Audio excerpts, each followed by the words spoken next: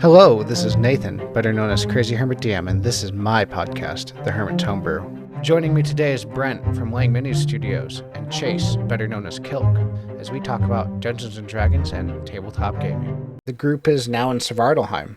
The main original story objective is done. The group kind of trusted Ramah's general as they were in Forgebaum, this big metropolis city in Svartalheim in our setting, to talk to Yael, which is Rathgris general, and kind of lead up of what the next steps are, what the battle plan is, what the plan is to get to the overseer, because the plan was for everyone to wear non-detection amulets and not be seen.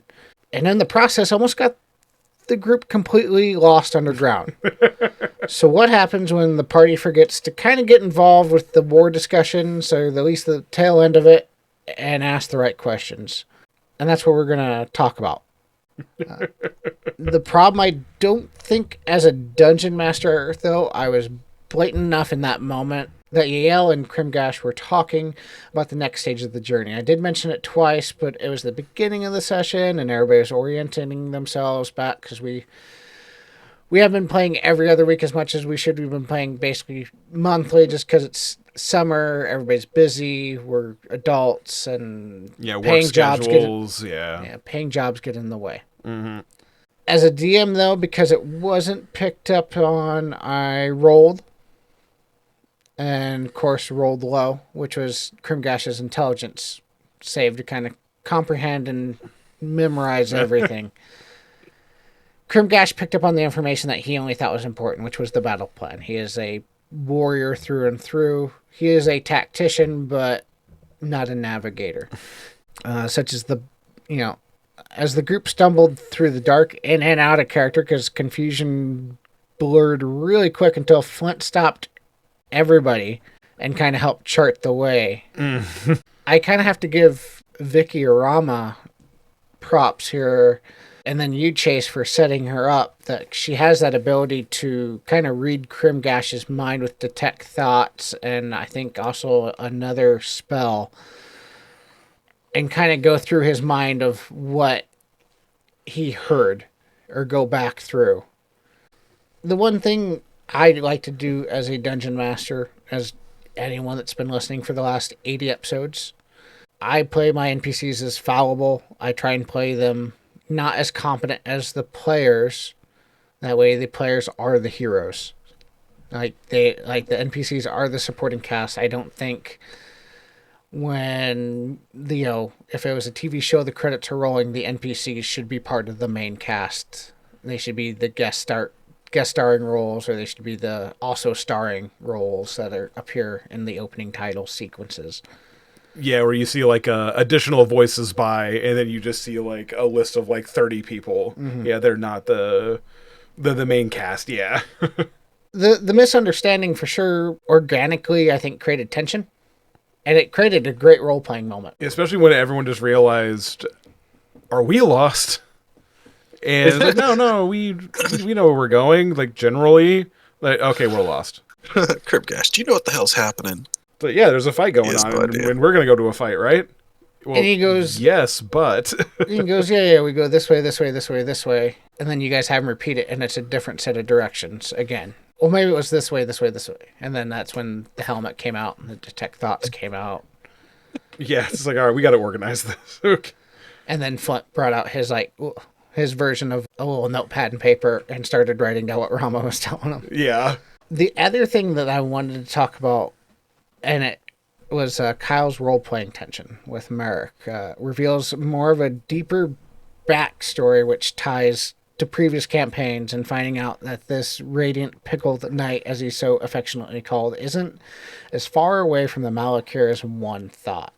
That was an interesting back and forth to where Kyle, being the paladin, being the holy knight, being the grandson of my previous character who ascended to godhood, talking to my current character, and just kind of finding out that the preconceptions that Merrick would have, or that I would have for a quote-unquote holy knight, but then talking to him was like, oh, you kind of feel kind of screwed over. So yeah, it was it was kind of interesting that, they're not going to fight each other necessarily, maybe, hopefully. They may not agree on everything, but there is some common ground there, which I did not expect. The big turmoil is he was guarding Ramah's helmet when you guys first found him, and then you asked, well, why were you even doing that? And it's because I'm a man of my word. Mm-hmm. And my grandfather, who is a god, asked me to do it, and I've sworn an oath to him. Little did he know he'd be there for hundreds of years. Yeah, exactly. Read the fine print, kids. Look for the time frame. It's one of those situations where I'm going to begrudgingly keep my word, because I'm a man of my word type principle. And we've all had those, or we've been that person in our lives. We've known those people in our lives that I don't want to do this, but I've given them my word that I would. Yeah, exactly. More often than not, I think it equates to when somebody moves house and you really don't want to do it, but but yeah, we're friends. he's my grandfather, so I'm going to help him move. Yeah. But I think it humanized him a lot, for sure. Oh, absolutely it did, yeah. Because especially when we fought him, or we didn't fight him, but we saw his fight with Walden, and it was like a DBZ fight where they were slamming through buildings, and we were just trying to get out of the way of these two titans duking it out, and then coming in half of the campaign later and realizing that we're kind of on the same power level as him now. And we were kind of contemporaries, and talking to him, and yeah, it did humanize him, and yeah, he's not this all powerful, perfect, character. He has his wants and dreams. He has his things he gets mad about. Yeah, so that it was really cool. You and me in character had that back and forth between them, because you guys, in character, started arguing with one another, which we haven't seen that between a player and a NPC since Colfax and Xingxi, the two brothers basically fighting. Oh, yeah. I don't think, unless there's any other characters you can think of, Chase, that have really argued one-on-one with a character. Yeah, not really. The party's been pretty chill with each other. For the most part, I think we've all done pretty well with not arguing or any of that stuff. So yeah, I think that speaks to our out-of-character relationship as well. Yeah, because that's kind of the thing with this is, hopefully you guys, if you're not friends, hopefully you respect each other enough as people to not do that. Yeah, every once in a while it slips out, but yeah. I think, though, it's healthy, though, even in character, even me and Chase are proud, or all three of, we're all entirely very chill at this table, but, if me and Chase were to get in, a full-blown argument in character, we can realize that this is in character. Mm-hmm. Yeah, it's a role-play thing. These two characters are having a difference of either ideology or tactics or whatever. Okay, yeah. But yeah, turn it off when you're not doing that anymore. And I think we're really good at that. I think it would lend to some good role-playing, and maybe not with our group, but I know when we were talking with the Rolling with Story podcast, they were talking about their group was Theater Story Kids. Oh, yeah. If these two are arguing back and forth, and for a moment there you kind of, even as a player that's watching this happen, you're not part of it, they're getting kind of heated here. Are they arguing? Yeah, are they actually arguing? And then it just turns off. Mm-hmm. And they're like, dang, okay, they just really got into that. They committed. But overall, kind of, before you guys headed into the tunnel, I just want to give a subtle reminder to the audience that player vigilance, I think, does matter, even at high levels, because at this point, the group is level 18 and heading into Svartalheim. And your dungeon master, if they're crafty or experienced or sly enough, can really throw a curveball even in the smallest ways when you're even at high levels, and can exploit the fact that one of our party's other weak points is, and I noticed this going in, no one has navigation skills. Very true. No one in our group. Huh. Brent was looking back and forth here. Yeah. And thinking, I was like, yeah. you know what? Like, wait, I think, you're right. Well, the closest we have is Tove, who's a pirate, but it's just she knows how to sail. Yeah, exactly. She knows how to operate the vehicle, but she might not know how to read the map. Not saying she couldn't, but it's possible. It also depends whoever is trained in survival out of our group, which I offhand do not know. But for anyone that's listening, what would you have done? Would you have trusted the general or the major NPC to taken over sooner? Ever had a moment where miscommunication made your session better? Tell us in the comments or join our Discord and tell us, because we have quite the growing little budding society over there with about 50 people now. What I keep kicking myself about during this exact situation is we have spent the entire campaign complaining on how people are inept and we can't trust any of them. It's better to do it ourselves. And then all of a sudden, right now, we just completely take all those lessons and just throw them out the window and let the NPCs do it when we haven't trusted them until now. Why would we trust them now? But we did, and this is why we don't trust them. It was also, I chalk it up to a little bit of an out of character mistake as well, because like I said, it was the beginning of the session. Everybody was getting settled in. I was doing a recap. It's the first 20 minutes of settling in. We were peppering back and forth between real-life conversations, getting the thing going. Maybe as a DM, I should have been like, okay, let's stick in character here for a little bit, then we can go back to out of character once we go to travel here. This is the situation. Sure. Yeah. Be a little bit more just blunt.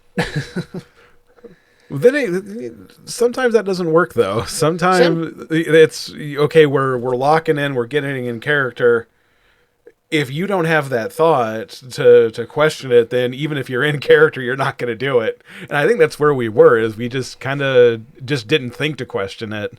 And, it bit us. This episode's been brought to you by... In the age of sagas and songs, don't let your next TTRPG be left to the Norns alone. Let the fate of your character be carved in runes and cast in metal, liquid core, or prismatic glass. Let the players of your table wield dice worthy of Odin, Thor, Loki, and yes, Heimdall. Heimdall dice worthy of guarding the Bifrost with. Claim the glory of Valhalla with HeimdallDice.com. Heimdall Dice, the official Nordic dice of the Hermit's Homebrew podcast. Alright, tabletop gamers. Go dive into our favorite Goblin Run little workshop. The sparks have been flying, and these little maniacs at the Wicked Goblin crew have just relaunched their store. It's packed with killer merch and literally dozens of different designs on almost anything you'd need at your gaming night. From shirts to drinking glasses to dice trays and even totes to carry it all away at the end of the game night. And now they're rolling up to the table with us at the Hermit's Homebrew podcast. It's like your own personal goblin craftsman dressing up your game night. For sure. It makes me think as well as we're growing as a podcast and I'm listening to other people talk about D&D and I'm really delving into the community and you hear kind of the older audience, the older community, or as they're unaffectionately called, the grognards of our community. They say the newer play style or the newer players have gotten in the habit of just having things just beat over the head for them, and as opposed to questioning it. Oh, okay. Which I grew up in the era of 4th edition. It fits that complaint that they have perfectly, because 4th edition, everything was spelled out for you, and if it wasn't, it was a major complaint among players and dungeon masters at the time. It's like, I don't know how to fill in this gap. And I know it's one of the complaints with a lot of the 5th edition. It's also one of my complaints, in all honesty. Like the Descent to Avernus book, there's so many A to B, but it does not explain how to get to A to B. You're supposed to fill in the areas. And I wish they would just say, or just blatantly say, it's like, how you get here is up to you. Yeah, especially with a published thing. If you're going to go and you're going to go buy a published module, it should have all of those steps in there.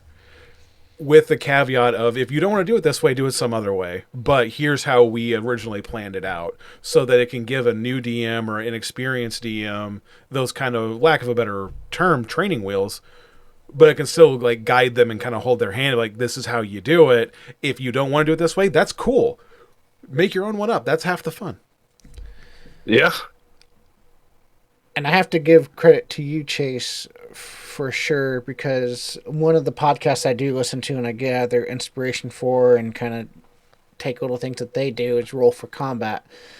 And they publish tomes of adventure books, like big, thick, just like door stopper things, because they go over, like, if this happens, this happens, this happens, this is what to do in their books.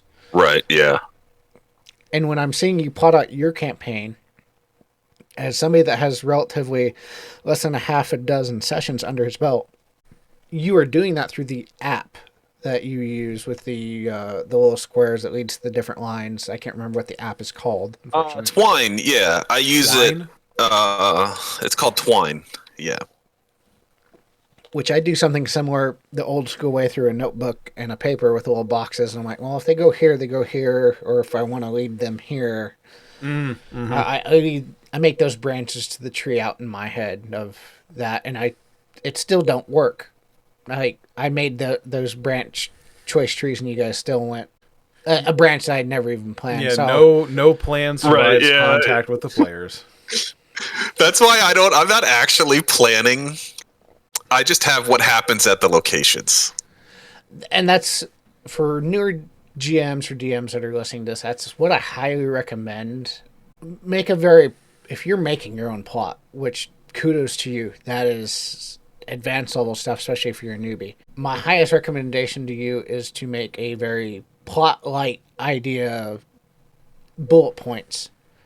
But if you want to get into the set dressings of your scenes and make them feel more alive to you, that way you can get into it, do so. Just don't get offended when maybe your players don't dive into it as much as you did, because what you're doing is making it easier for you.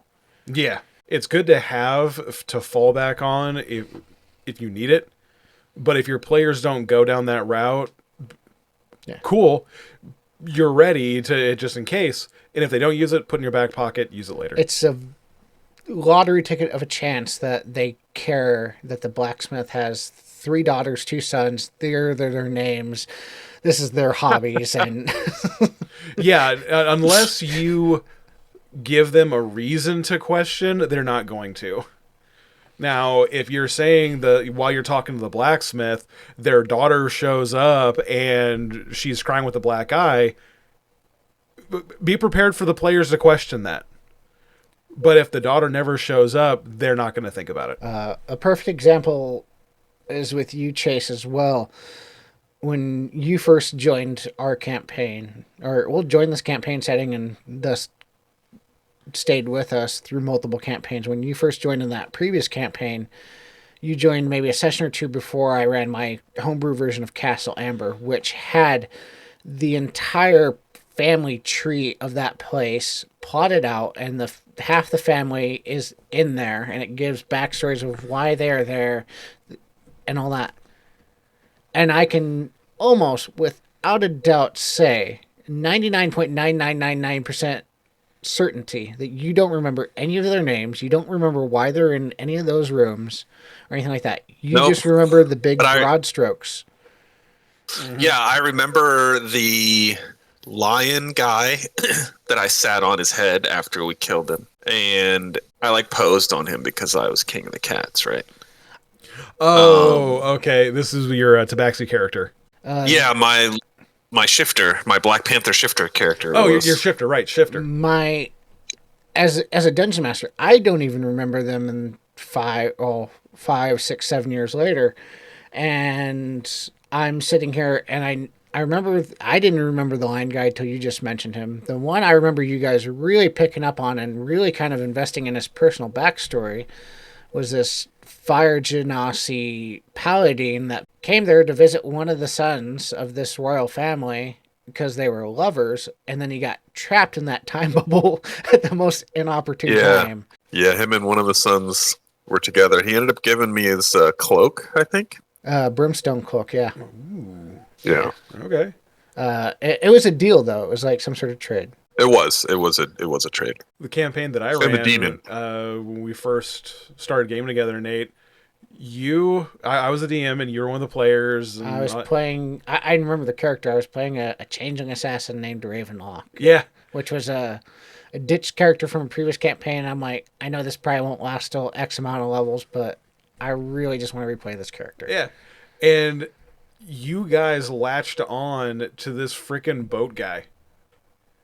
It was just, you guys were going you had to cross the river from point A to point B, and you guys were like hardcore invested in like learning what this guy's name was, what's his history, is he married, has he any kids, like what, like where'd you go to school, like did you have to go to college to be a boatman? I was just like, why do you guys care? This is supposed to be like a 5-second travel montage. I did this.